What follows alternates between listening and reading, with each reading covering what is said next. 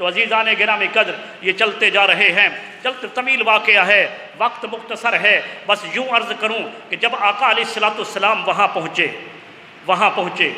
اللہ تبارک و تعالیٰ کی طرف سے اذن ہو چکا تھا، آپ نے اسباب سنے، سبب تو یہی تھا کہ وہ کافر آپ کو تنگ کرتے تھے، اب اللہ تبارک و تعالیٰ کی طرف سے منع تھا کہ آپ جنگ نہ کریں، لکم دینکم ولی دین، تمہارے لیے تمہارا دین، ہمارے لیے ہمارا دین۔ لیکن جس وقت یہ معاملہ ہوا، اب اللہ تبارک و تعالیٰ نے اپنے مقدس کلام کے اندر قرآن کو نازل فرمایا اذن للذین یقاتلون بانہم ظلموا، جن مسلمان مومنوں پر ظلم ہوتا رہا ہے آج ان کو جہاد کی اجازت دے دی گئی ہے، آج انہیں قتال کی اجازت دے دی ہے، قتال کی اجازت دے دی ہے۔ کیوں؟ کہ ان پر ظلم ہوتا رہا ہے، بِأَنَّهُمْ ظُلِمُوا، ان پر ظلم ہوتا رہا ہے۔ لیکن اگر وہ یہ سوچیں کہ ہماری تعداد کم ہے اور پورا عالم کفر ہے تو سنو، فرمایا وَإِنَّ اللَّهَ عَلَىٰ نَصْرِهِمْ لَقَدِيرٌ، جس رب نے یہ جہاد کی اجازت دی ہے وہ اللہ تعالیٰ ان کی مدد کرنے پر بھی قادر ہے، وہ اللہ تبارک و تعالیٰ ان کی مدد کرے گا۔ یہ جہاد کی اجازت کیوں دی؟ الذین اخرجوا من دیارہم بغیر حق، اس وجہ سے کہ ان کو اپنے گھروں سے بغیر حق کے ان کو نکالا گیا، بغیر حق کے نکالا گیا، ان کا کوئی قصور نہیں تھا، صرف یہ قصور تھا کہ انہوں نے مکہ کی وادی کے اندر ایک نعرہ مستانہ لگایا تھا، وہ نعرہ اللہ اکبر کا نعرہ تھا، الا ان یقولوا ربنا اللہ، انہوں نے یہ نعرہ لگایا تھا کہ ہم باقی تمام نظام کو مسترد کرتے ہیں، ہمارا رب اللہ ہے۔ ان کا اور کوئی قصور نہ تھا، انہوں نے تمام نظامات کو، تمام نظام کو ٹھوکر لگا دی تھی، سوائے ایک نظام کے کہ ہم کسی نظام کو نہیں مانتے، اگر ہم مانیں گے تو اللہ کے نظام کو مانیں گے۔ الا ان یقولوا ربنا اللہ، انہوں نے یہ نعرہ لگایا تھا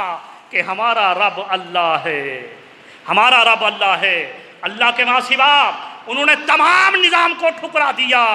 یہ ان کا قصور تھا، اور اسی قصور کے سبب اخرجوا من دیارہم، ان کو ان کے گھروں سے نکالا گیا۔ جب ان کے گھروں سے نکالا گیا تو میری طرف سے انہیں پابندی تھی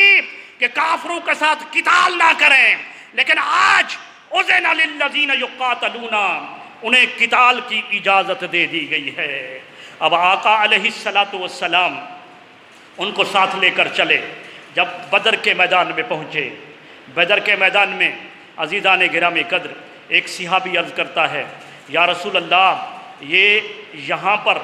جو آپ حکم فرما رہے ہیں کہ یہاں پر قافلے کو، اپنے سامان کو اتارا جائے، یہ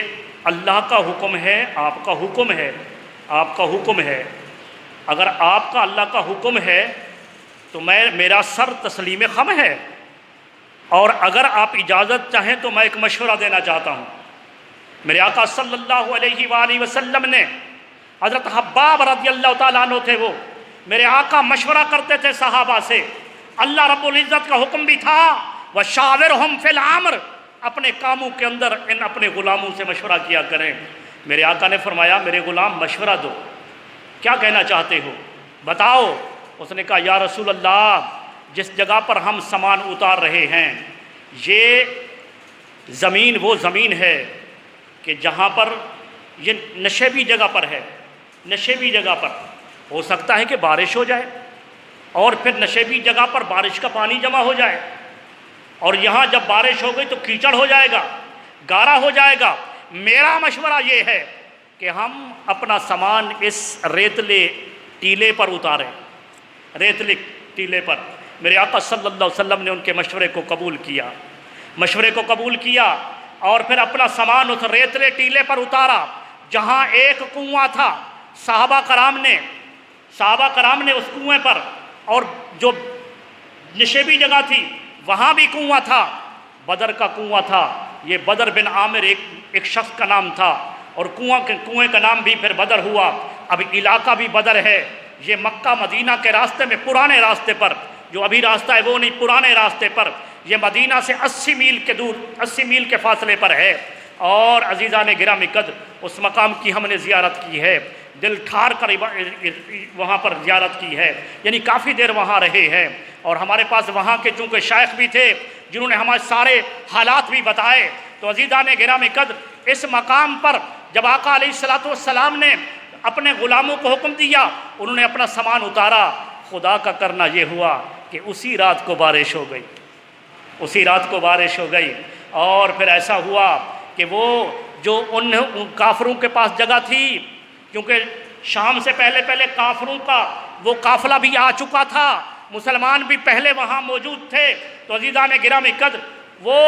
ریت جو تھی وہ جم چکی تھی، ریت جم چکی تھی، ریت سخت ہو چکی تھی، ریت جم چکی تھی، اور وہ پانی وہاں سے نشیبی جگہ پر ان کے کنووں کے پانوں کو بہا کر لے گیا، اور پھر چلنے کی جگہ بھی نہیں تھی، وہ کیچڑ تھی۔ میرے آقا صلی اللہ علیہ وآلہ وسلم، صبح میں حدیث سنا رہا تھا درس حدیث کے اندر کہ میرے آقا صلی اللہ علیہ وسلم نے 16 رمضان کو بوقت عصر وہ غزوہ بدر کے میدان کا آپ نے معائنہ کیا، آپ نے صحابہ کرام کا دل بڑھاتے ہوئے فرمایا، نشان لگایا، یہاں کل فلاں مرے گا، یہاں کل فلاں مرے گا، فلاں مرے گا، 15 کافروں کا نام لے کر نشان لگا کر میرے آقا نے بتا دیا۔ تو عزیزان گرامی قدر پھر ایسا ہوا، حضرت عمر فاروق فرماتے ہیں کہ جس وقت مرے تو وہ 1 انچ بھی ادھر ادھر جگہ نہ ہوئی، وہ وہیں مرا جہاں امام الانبیاء نے فرمایا تھا۔ عزیزان گرامی قدر پھر رات کا وقت ہوا، میرے آقا صلی اللہ علیہ وآلہ وسلم نے نماز عشاء پڑھائی، اور نماز عشاء پڑھانے کے بعد آپ نے فرمایا کہ اللہ تبارک و تعالیٰ کے بارگاہ میں ذکر و اذکار کرنے کے بعد میرے تمام غلام سو جائیں۔ ارے صبح جنگ ہونی ہے اور میرے آقا کا حکم ہو رہا ہے کہ سو جاؤ۔ ادھر سے جب وہ نماز مغرب یا عشاء کا ٹائم تھا، ابو جہل کے قافلے سے کوئی جاسوس آیا اور اس نے بھیجا جا کر دیکھ کر آؤ کہ کتنے ہیں، تعداد کتنی ہے۔ جب وہ دیکھنے کے لیے آئے اور واپس پلٹ گئے تو کہنے لگے ابو جہل سے، تعداد تو 313 ہے،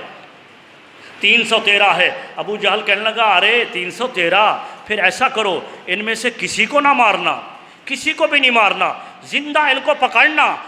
ایک ایک کو اپنے گھوڑے پر باندھ دینا، مکہ لے جانا، پھر ہم وہاں حساب کریں گے کہ ان کے ساتھ کیا کرنا ہے۔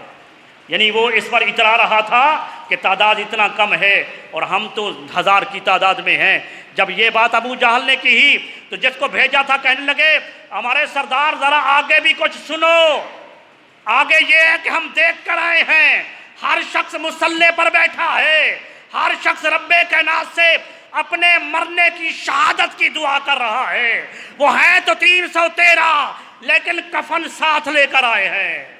کفن ساتھ لے کر آئے ہیں۔ ان میں سے کوئی ایک شخص ایسا نہیں ہے، ان میں سے کم عمر بھی ہیں لیکن ان میں سے کوئی بھی ایسا نہیں ہے کہ جو کل مرنے کی دعا نہ کر رہا ہو، وہ تو مرنے کے لیے تیار ہے۔ تو پھر عزیزان گرامی قدر ایسا ہوا، آقا علیہ السلام نے ان کو سونے کا حکم دیا، وہ سارے صحابہ سو گئے۔ میرے آقا صلی اللہ علیہ وآلہ وسلم مصلی پر تشریف فرما ہوئے، میرے آقا صلی اللہ علیہ وسلم نے اللہ تبارک و تعالیٰ کی بارگاہ میں دعا کی، باری تعالیٰ یہ 313 کی پونجی جسے سیج سیج کر، جنہیں بنا بنا کر، سنوار سنوار کر میں نے تیار کیا ہے، اے بار الہ اگر یہ میری پونجی ختم ہو گئی تو اے باری تعالیٰ سن لے، آخرت تک تیرا نام لینے والا کوئی نہیں ہوگا۔ یہ بڑے محبت والے الفاظ تھے، ورنہ اللہ رب العزت جو قادر مطلق ہے، جو علی کل شیء قدیر ہے، ان کی بارگاہ میں ایسا کون کہہ سکتا ہے کہ پھر نام لینے والا کوئی نہیں ہوگا؟ اللہ فرما دیتا، میں تو قادر مطلق ہوں، میں تو ہر چیز کا خالق ہوں، ارے تم جاؤ گے تو اور پیدا کر دوں گا۔ لیکن عزیزان گرامی قدر یہ حضور علیہ السلام کے ناز بھرے الفاظ تھے، باری تعالیٰ اگر یہ پونجی ختم ہو گئی تو پھر تیرا قیامت تک نام لینے والا کوئی نہیں ہوگا۔ پھر اللہ کی بارگاہ میں استغاثہ پیش کر رہے تھے، باری تعالیٰ میرے یہ غلام سہمے ہوئے ہیں کہ ان کی تعداد 313 ہے، ان کے مقابلے میں کافر جو ہیں وہ 1000 کی تعداد میں ہیں۔ تو اللہ کے پیارے حبیب یہ استغاثہ پیش کر رہے تھے، رب کائنات نے اپنا کلام نازل کیا، ارشاد فرمایا اذ تستغیثون ربکم فاستجاب لکم انی ممدکم بألف من الملائکۃ مردفین۔ اے میرے حبیب کے غلاموں، جب تم اللہ کی بارگاہ میں استغاثہ پیش کر رہے تھے، باری تعالیٰ کوئی مدد ہو جائے، ہم تو نہتے ہیں، ہمارے پاس جنگی آلات بھی نہیں اور ہم نہتے آئے ہیں، اے باری تعالیٰ ہمیں کسی چیز پر تمکن نہیں ہے، بھروسہ نہیں ہے، تیری ذات پر بھروسہ ہے۔ جب میری ذات پر بھروسہ کرتے ہوئے مجھ سے استغاثہ کر رہے تھے تو سنو، انی ممدکم بألف من الملائکہ، میں 1000 فرشتوں سے تمہاری مدد کرتا ہوں، 1000 فرشتوں سے مدد کرتا ہوں۔ یہ اللہ رب العزت نے یہ وعدہ کیا مسلمانوں کے ساتھ، حضور علیہ السلام پر یہ آیت نازل فرمائی، سورہ انفال کی یہ آیت کریمہ ہے۔ اور پھر حضور علیہ السلام نے جب صحابہ کرام کو اللہ تبارک و تعالیٰ کی مدد کا فرمایا کہ اللہ تبارک و تعالیٰ نے اپنی مدد کا وعدہ فرما لیا ہے، گھبرانے کی ضرورت نہیں، تو قرآن مجید کا سیاق و سباق بتاتا ہے، اور حضور علیہ السلام کی شان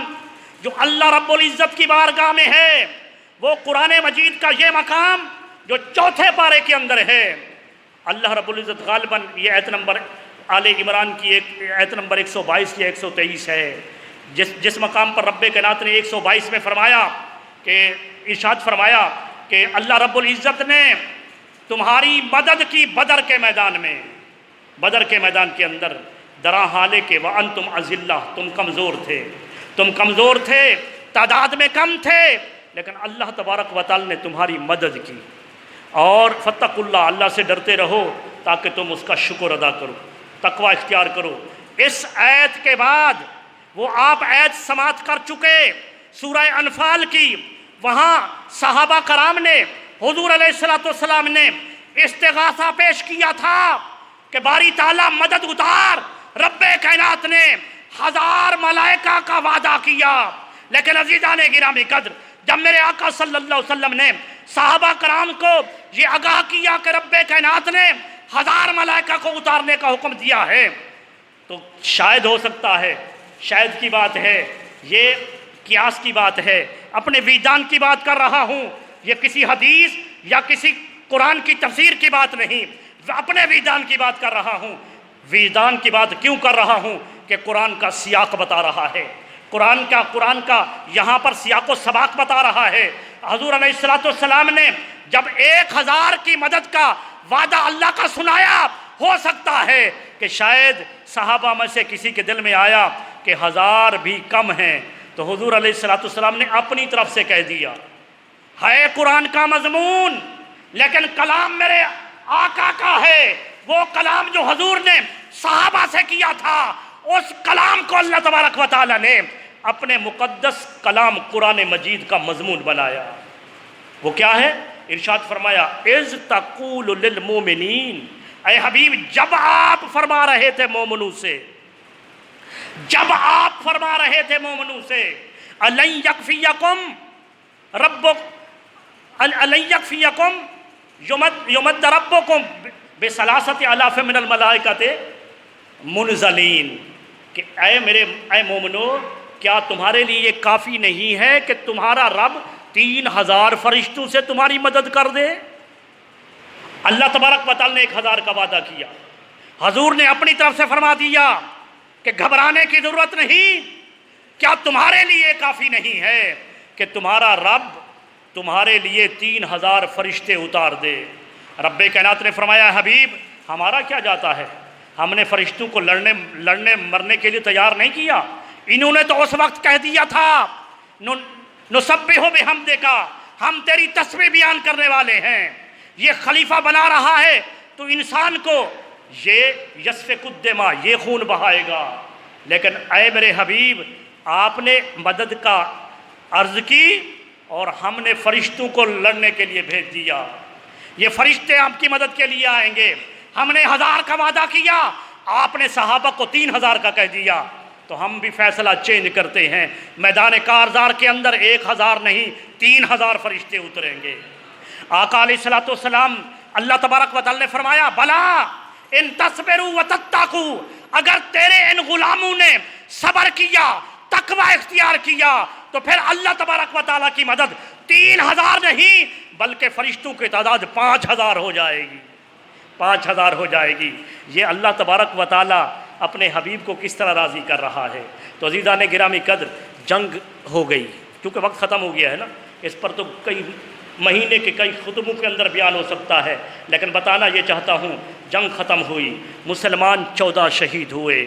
14 مسلمان شہید ہوئے۔ اور عزیزان گرامی قدر، ایک بات ضرور بتاؤں گا، یہ معرکہ حق و باطل جو اسلام کا سب سے پہلا معرکہ تھا، اس کے اندر یہ ہمیں درس بھی دیتا ہے کہ اے مسلمانوں، تمہارا مسلمان ہونے کا رشتہ، تمہارا مسلمان ہونے کا ناطہ، یہ رشتہ تمہارا سب سے زیادہ مضبوط ہے، یہ خون کے رشتے سے بھی زیادہ یہ قوی ہے۔ اگر خون کا رشتہ زیادہ قوی ہوتا تو غزوہ بدر کے اندر حضرت ابوبکر صدیق اپنے بیٹے کے خلاف تلوار نہ اٹھاتے، اور غزوہ بدر کے اندر حضرت عمر فاروق اپنے سگے ماموں کو واصل جہنم نہ کرتے۔ اگر خون کا رشتہ زیادہ قوی ہوتا، اب حضرت ابو عبیدہ بن جراح اپنے باپ جراح کو غزوہ بدر کے اندر واصل جہنم نہ کرتے۔ ارے کتنے صحابہ ہیں جنہوں نے غزوہ بدر کے اندر اپنے قریبوں کو واصل جہنم کیا اور دنیا کو بتا دیا کہ دنیا کے اندر خون کا بھی ایک رشتہ ہوتا ہے، لیکن سب سے عظیم رشتہ اسلام کا رشتہ ہے۔ ارے اسلام کا رشتہ رکھنے والوں، دنیا کے کسی کونے کے اندر اگر کسی مسلمان کو تکلیف پہنچتی ہے تو پھر اس رشتے کو جانو کہ رشتہ کتنا عظیم ہے، اس رشتے کی خاطر کٹ مرو، اپنے اس اسلام کے رشتے کی خاطر، اسلام کے رشتے کی خاطر اپنی جانوں کو قربان کر دو، دین اسلام کی خاطر اپنی جانوں کو گنوا دو، اللہ کے رسول کی عزت کی خاطر، اس کی ناموس کی خاطر اپنی جانوں کی پرواہ نہ کرو۔ ارے حضور علیہ الصلوۃ والسلام مرکز ایمان ہے، اگر حضور کی محبت نہ ہوئی، جانوں کو بچاتے رہے، ایمان اپنے مال کو بچاتے رہے، تو پھر ہمارا ایمان کامل نہیں ہے، ہم کمزور ایمان کے مالک ہیں۔ اور یہ بھی بتانا چاہتا ہوں کہ جس وقت وہ 70 ان کے قتل ہو گئے اور 70 شہید ہو گئے، تو اس وقت بھی حضور علیہ الصلوۃ والسلام نے صحابہ سے مشورہ کیا۔ حضرت عمر فاروق رضی اللہ تعالیٰ عنہ نے مشورہ دیا کہ یا رسول اللہ، میرا مشورہ یہ ہے کہ ان میں سے جو کسی کا رشتہ دار ہے اس کے حوالے کر دیا جائے، اور وہ رشتہ دار اپنی تلوار سے اپنے رشتہ دار کا سر قلم کر دے، جو میرے رشتہ دار ہیں میرے حوالے کیے جائیں۔ میرے آقا صلی اللہ علیہ وسلم نے فرمایا کوئی اور مشورہ دینا چاہے، تو سیدنا ابو بکر صدیق کھڑے ہو گئے، عرض کی یا رسول اللہ، میرا مشورہ یہ ہے کہ ان میں سے جو پڑھے لکھے ہیں ان کو ذمہ لگا دیا جائے کہ تمہیں اس وقت تک رہائی نہیں مل سکتی جب تک تم ہمارے 10 لوگوں کو علم نہیں سکھاؤ گے، 10 لوگوں کو علم سکھاؤ گے، اور جو پڑھے لکھے نہیں ہیں وہ 1000 درہم سے 5000 درہم تک ان کی وسعت کے مطابق ان سے فدیہ لے کر ان کو چھوڑ دیا جائے۔ میرے آقا صلی اللہ علیہ وآلہ وسلم نے حضرت ابوبکر صدیق رضی اللہ تعالیٰ عنہ کے مشورے پر آپ نے اپنی رائے کا اظہار کیا کہ یہ مشورہ درست ہے، اور پھر حضور علیہ الصلوۃ والسلام نے وہ ان جو پڑھے لکھے مشرکین تھے، وہ ان پڑھ جو یہ تھے مسلمان، ان کو پڑھانے کا کام کیا، اور باقی جو تھے ان سے فدیے کا حکم دیا۔ اور جب حضور علیہ الصلوۃ والسلام نے اپنے چچا عباس رضی اللہ تعالیٰ عنہ جو اس وقت قیدیوں کی صفوں کے اندر تھے، تو وہ کہنے لگا میرا بھتیجا، میرے پاس تو کچھ نہیں ہے، جو کچھ میں لے کر آیا تھا وہ مال غنیمت میں لے لیا گیا، اب میرے پاس کچھ نہیں ہے۔ ارے غیب دان نبی نے آقا علیہ الصلوۃ والسلام نے فرمایا چچا جان، جب آپ مکہ سے روانہ ہو رہے تھے، آپ نے سونے کی ایک اینٹ میری چچی ام فضل کے حوالے کی اور فرمایا کہ یہ اپنے پاس رکھ لو، اگر زندہ آ گیا تو فبہا، اگر مر جاؤں تو تمہاری زندگی کے لیے اتنا ہی کافی ہے۔ تو وہ آپ جو اپنی میری چچی کو دے کر آئے ہیں، اپنی زوجہ کو دے کر آئے ہیں، حضرت عباس رضی اللہ تعالیٰ عنہ فرماتے ہیں کہ میرے زمین میرے قدموں سے نکل گئی، اس وجہ سے کہ اس بات کی خبر میری اور میری بیوی کے سوا کسی کو نہ تھی، اور میں جب اس بات سے متاثر ہوا تو حضرت عباس، حضرت نوفل اور ایک اور ان کے بھائی جو ہیں وہ اس دائرہ اسلام کے اندر اس بات کو سن کر وہ اسلام کے اندر داخل ہو گئے۔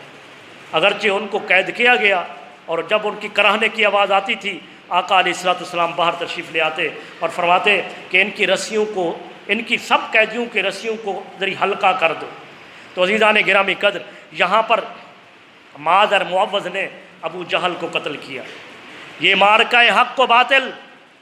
جہاں پر تعداد مسلمانوں کی 313 تھی اور ادھر سے لشکر جرار تھا، یہ مجھے اور آپ کو یہ اس بات پر تیار کر رہا ہے کہ کامیابیوں کا راز تعداد پر نہیں ہوتا۔ ارے ایٹم بم بنا لیا، بڑی کامیابی ہے آپ کی۔ اب ہم اس سائنسدان کو خراج تحسین پیش کرتے ہیں، ایٹم بم بنایا، تمہارے پاس ایٹم بم ہے؟ ارے ایٹم بم اس وقت کام آئے گا جب اپنی پیشانیوں کو سجدوں کے نور سے منور کرو گے، جب اپنے آپ کو اطاعت مصطفیٰ کے اندر پیش کرو گے، اسلام کی خاطر اپنی جانوں کے نذرانے پیش کرنے کے لیے تیار ہو جاؤ گے۔ اگر اللہ کی اطاعت نہیں ہوگی، وہ غزوے کا وقت تھا، غزوے کا دن تھا، میرے آقا صلی اللہ علیہ وآلہ وسلم نے اس لڑائی کے دن بھی اللہ تبارک و تعالیٰ کی نماز کو قضا نہیں کیا۔ اللہ تبارک و تعالیٰ کی نماز دو گروہ میں بٹ گئے، ایک دشمن کے مقابلے میں رہے اور ایک جو ہے وہ نماز ادا کر لے۔ تو عزیزان گرامی قدر، اسلام کا یہ تصور ہے کہ یہ شان و شوکت، یہ جاہ و مرتبت، یہ اس پر اترانا کوئی بات نہیں ہے، کوئی وقت نہیں ہے، بلکہ وقت ہے تو اللہ تبارک و تعالیٰ کی رضا کو پانے کی ہے، مصطفیٰ علیہ السلام کو منانے کی ہے، آقا علیہ السلام کے قدموں کے اندر آپ کی سیرت کے مطابق زندگی گزارنے کی ہے۔ اگر ہمارا اوڑھنا بچھونا سب کچھ دین اسلام کے لیے ہو گیا، دین اسلام کے لیے ہو گیا، تو پھر عزیزان گرامی قدر یہ تمام کی تمام کامیابیاں ہمارا مقدر بن جائیں گی۔ میں عزیزان گرامی قدر تون میں نے سن لی ہے، لیکن آخری بات یہ کر رہا ہوں کہ حضرت سعد بن ابی وقاص رضی اللہ تعالیٰ عنہ، غزوہ بدر کا وہ واقعہ، جب میں آپ کا واقعہ پڑھتا ہوں تو آپ کی قربانی کو سنتا ہوں تو عزیزان گرامی قدر دل پسیج جاتا ہے۔ آپ جس وقت لڑ رہے تھے اور کیسے لڑ رہے تھے، تلوار نہیں چلا رہے تھے، بلکہ جو دشمن کی طرف سے تیر آتا تھا، میرے آقا صلی اللہ علیہ وسلم آج جو غزوہ بدر کے موقع پر مسجد عریش ہے، آپ میں سے جو وہاں گئے ہوں گے دیکھ کر آئے ہیں، مسجد عریش، یہ مسجد عریش اس وجہ سے اس کا نام ہے کہ یہاں ایک جھونپڑی بنا دی گئی تھی جس میں امام الانبیاء موجود تھے، آپ کے پہرے پر حضرت ابو بکر صدیق موجود تھے۔ کسی نے حضرت علی سے پوچھا، بلکہ حضرت علی نے سوال کیا، بتاؤ تمام صحابہ سے بہادر کون ہے؟ تو کہنے لگے فلاں بہادر ہے، فلاں بہادر ہے۔ حضرت علی نے فرمایا نہیں، ہم تمام میں سے سب سے زیادہ بہادر ابو بکر صدیق ہیں۔ جب ہم نے کہا تھا کہ محمد عربی کا پہرا کون دے گا، کسی نے یہ حامی نہیں بھری تھی اور یہ حامی ابو بکر صدیق نے بھری، تو اس مقام پر ابو بکر کے ساتھ سعد بن ابی وقاص یہ بھی تھے، اور یہ جہاں سے بھی تیر آتا تھا یہ اپنا سینہ ادھر کر دیتے تھے، سینہ ادھر کر دیتے تھے، یوں تیر آیا سینہ سامنے کر دیا، اپنے جسم کو چھلنی کر دیا، لیکن آقا علیہ السلام کو آنچ نہیں آنے دی، کوئی تیر حضور کی طرف نہیں آنے دیا۔ قربان جائے آج میں اور آپ یہ الفاظ کہتے ہیں، فدا کا امی و ابی یا رسول اللہ، قیامت تک ہر مومن کہتا رہے گا میرے ماں باپ آپ پر قربان یا رسول اللہ۔ یہ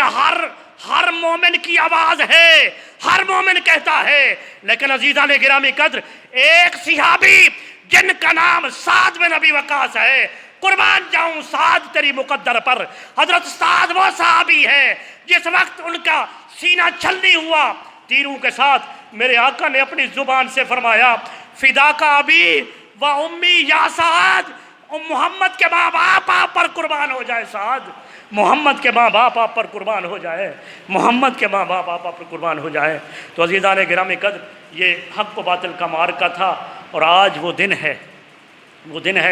تو چند لمحات ہم نے اس پر گزارے ہیں اختصار کے ساتھ، پھر کبھی ہوا تو ہم پھر اس پر مکمل اس پر گفتگو کریں گے۔ اللہ تبارک و تعالی ہمیں صحابہ کرام کے نقش قدم پر چلنے کی توفیق عطا فرمائے۔